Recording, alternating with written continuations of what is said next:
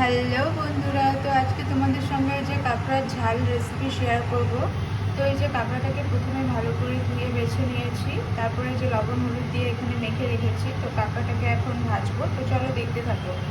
এই যে কড়াইয়ে তেল গরম করতে দিয়েছি।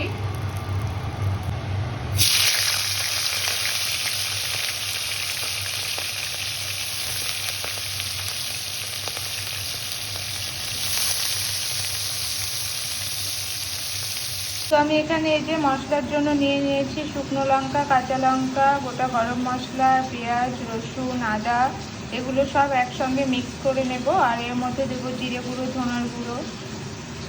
এই যে কাঁকড়াগুলো এখানে ভেজে তুলে নিয়েছি, আর এই যে অর্ধেকগুলো এখানে ভাজা হচ্ছে।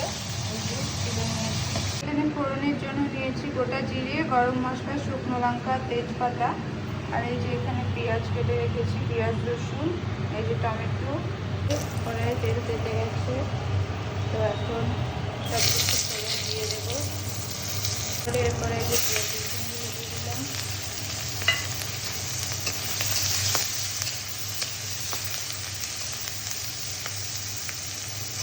এখানে যে মিক্স করে রেখেছিলাম সব একসঙ্গে, এর মধ্যে এখন জিরে গুঁড়ো দেবো, তারপরে দেবো ধনে গুঁড়ো। এগুলোর মধ্যে একটু হলুদ গুঁড়ো দিয়ে দেবো, আর দিয়ে দিলাম লবণ। পেঁয়াজ আর টমেটোটা ভালো করে ভেজে নিতে হবে, তারপরে ওই বাটনাগুলো দিয়ে দিতে হবে এর মধ্যে। পেঁয়াজ ভাজা হয়ে গেছে, তারপরে যে এখন মশলাটা দিয়ে দেবো।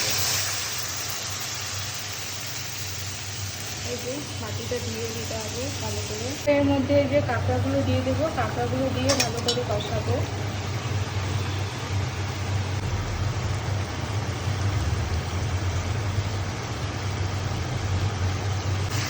এই যে ভালো করে কষিয়ে নিতে হবে।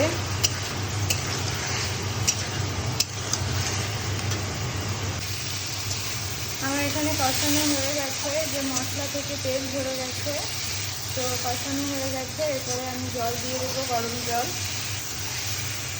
এই যে তারপরে জল দিয়ে দিলাম, এখন ফুটবে অনেকক্ষণ, একদম গা মাখা হবে। ফুটলে পরে দেখা হচ্ছে। তো আমার এখানে এই যে কাঁকড়ার ঝাল রেসিপি রেডি হয়ে গেছে। তো তোমরা কে কে খাবে চলে আসো। তো আজকের মতো ভিডিওটি এই পর্যন্তই। ভালো লাগলে লাইক, কমেন্ট, শেয়ার। আর যারা ফেসবুক থেকে দেখছো পেজটিকে ফলো করে দিও, আর যারা ইউটিউব থেকে দেখছো চ্যানেলটিকে সাবস্ক্রাইব করে দিও। Bye bye.